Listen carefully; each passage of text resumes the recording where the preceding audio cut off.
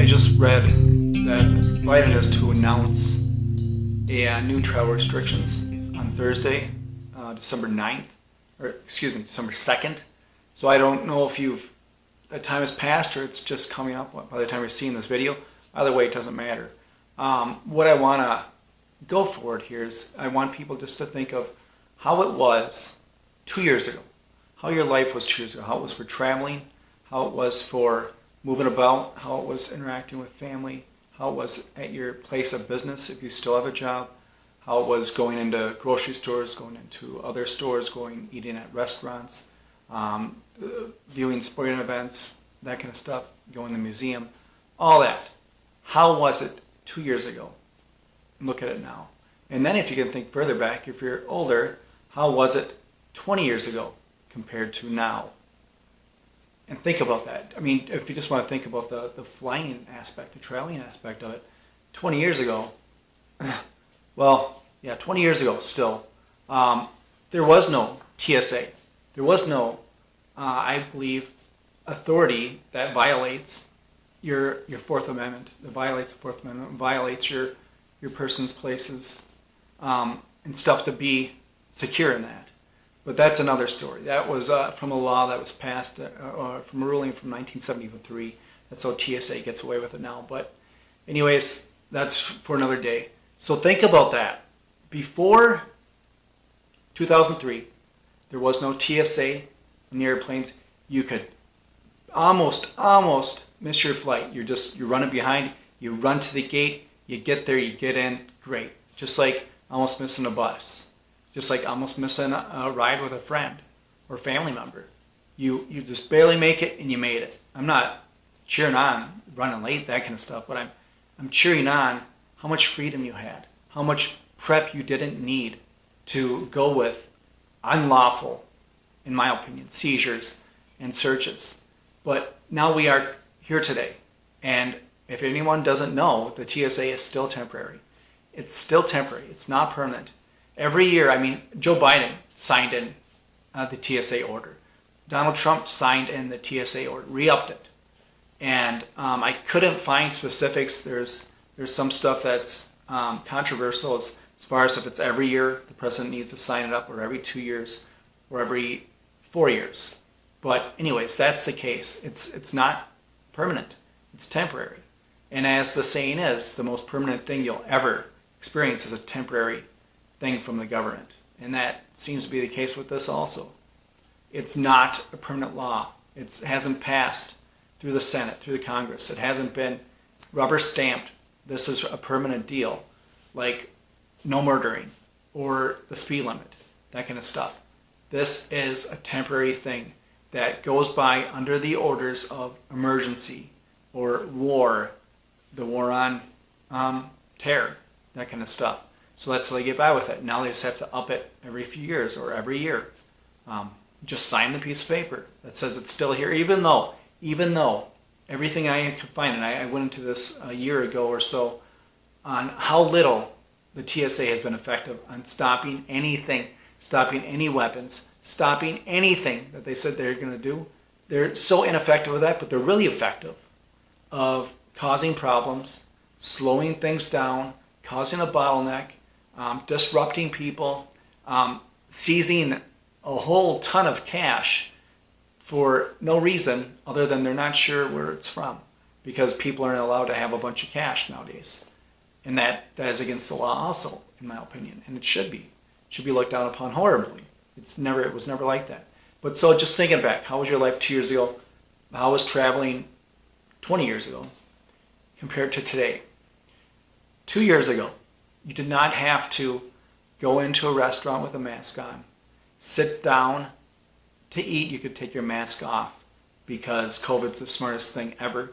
And then once you stand up to go to the restroom, you have to put your mask on. Or once you stand up to go pay your bill, if that's the kind of restaurant it is, you have to put your mask on. Once you stand up to leave, you're supposed to put that mask on. That's just a very bump of it. That's it. We're not talking these shot passports. We're not talking about the track and trace. We're not talking about anything like that. That is on on the docket that they want to pass, that they've tried to pass. And some stuff has been shot down. Some stuff has been in place, and they're saying it's going to be shot down. But it doesn't matter. Look at Australia. I remember years ago, when they said, hey, America, you need to look to Australia. They banned their guns, and they're doing great. They should be the vision that you guys need to go after, because they're living comfortably and peacefully without firearms, without guns. You need to adhere to be like them. Well, look at Australia now. It was done like that for this reason of what's going on there now. No other reason whatsoever.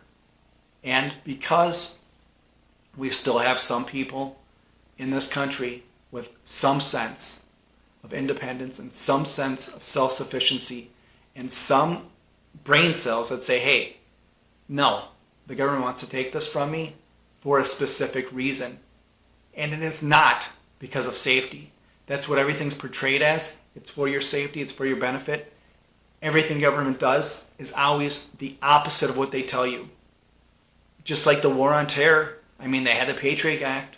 I mean, the Patriot Act is the exact opposite of anything but patriot.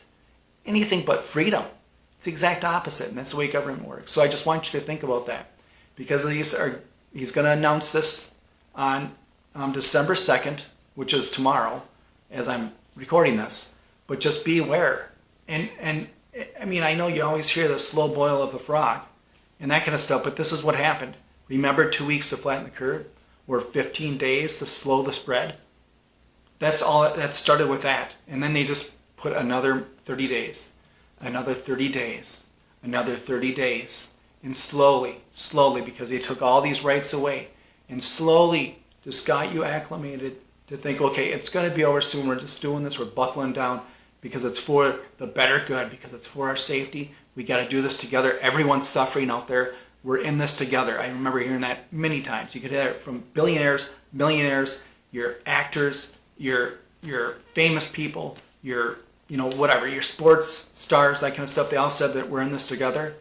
And we're not, because if you're struggling to get by and you have some kids and you're barely making it, you're living paycheck to paycheck, and you're struggling, you're locked in if you have a trailer home or your apartment or whatever, you're locked in there and you're trying to see how you're going to make ends meet, and you've lost your job because of this, as these millionaires preach, and they're on their boats and they're on their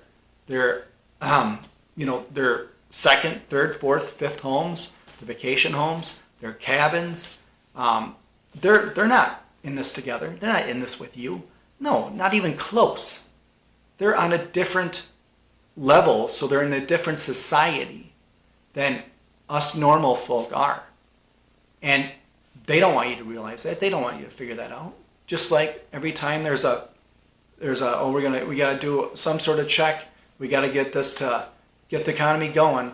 We need a stimulus package. So we're going to give you guys crumbs as ourselves and our buddies, the millionaires and billionaires and the people, the politicians who say they're in charge and present themselves in charge, even though they're our servants, get the wealth, make the millions and billions, as everyone else is locked down and not able to work. So just think about that, and think about how it was then, how it is now. He's going to announce this on the 2nd, which is tomorrow. And don't take this and think, well, it's just a little bit. It's for the good. We're working towards waiting this thing out, this invisible thing that starts with a V. We're just waiting towards. We're in this together, and we're going to get through it. That's not what it's about. It's all about pushing and nudging you guys and us into complacency, into shutting down, into giving up all our rights. So I just want to get this here. I'm trying to make it a quick video.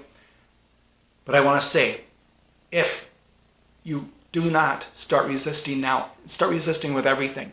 Not one thing, not two things. This is my line in the sand. This is the last straw. No, start resisting with everything. In my opinion, pull your kids out of government schools now. You'll figure out a plan in a day or two. Your kids are not going to suffer from it, because if you think about it, I'm not good enough to teach. I'm not smart enough to teach. Well, the teachers that taught you, if you didn't learn enough to teach your children, obviously that school wasn't good. The government school wasn't good. And you say, well, I didn't retain it. You know what? They're going there. I don't call them government schools anymore. They're indoctrination camps. That's all they are. Period. That's all they do. They don't teach them really any skills, benefit that they're going to need for the rest of their lives. What they do is teach them how to follow orders, and then how to follow orders again, how to memorize some stuff that they think is in need to memorize, at least until you take the test, to show their scores are up, because then the teachers in the school get their kudos for that, because you guys got high test takers there. So you got to follow orders, get in line, double lines, up against the wall, that kind of stuff. Raise your hand for anything and everything. You hear the bell, get in your seat. You hear the bell, class is over, get out of your seat into your next class. You hear the bell, get in your seat. All it is conditioning. That's all they're doing. And they're not teaching kids how to critically think, how to problem solve, how to do anything but follow orders, memorize some stuff, and that's about it. And settle down and listen. That's it. Obey orders. That's all it is. Anyways, I've got on a little tangent there with schools. I'll probably dive into that later. But anyways, now you need to resist everything. Everything. That's the masks. Pull your kids. That's everything. Well, they're going to need to be in sports, so we're going to do this because they're in sports. No, pull them out of sports if there's a hassle, if there's that kind of stuff. Like I had said before in a prior video, like a year ago, pull them out of sports. When I grew up, we didn't have a lot of organized sports. So us kids got together and the parents helped facilitate and get your own stuff going, your own leagues going. It's going to cost you a fraction of what it costs you now. You're going to have tenfold the freedom of what you do now with those sports. And the people who are teaching your kids and looking over your kids in these sports, the coaches, that kind of stuff, the authorities, usually they don't care. Usually they don't. Really? They got their eye on a few. If you're struggling or you're just a young developer, you're not an early developer, you're just trying to learn, just trying to have fun, your kids are, they don't care really. Really they don't. As a whole, they don't. So just think about that. And I gotta say, look for the announcement tomorrow and look at how you're going to respond and act, because there needs to be a response. And that response needs to be for yourself, your freedom, and your kids' future, and your kids' kids, the future generations, because it's happening. They're going forward. And if you don't go forward, what are you going to end up with? You're going to end up with, looking back now, 20 years ago, I remember it used to be great to fly. I used to love to fly. 20 years ago, yeah, you get together with people and you talk about it. 20 years from now, do you want to have your children look back and say, hey, yeah, Dad, I remember we had freedom. We didn't have to ask permission for everything. We didn't have to pay for permission for everything. I remember those were better days. What happened? Mom, why did you guys not resist? Why did you guys not stand up? You saw this was coming. You lived through it. You guys could have done something about it. Just think about that. Anyways, thank you for watching. If you like, hit the like, share, subscribe.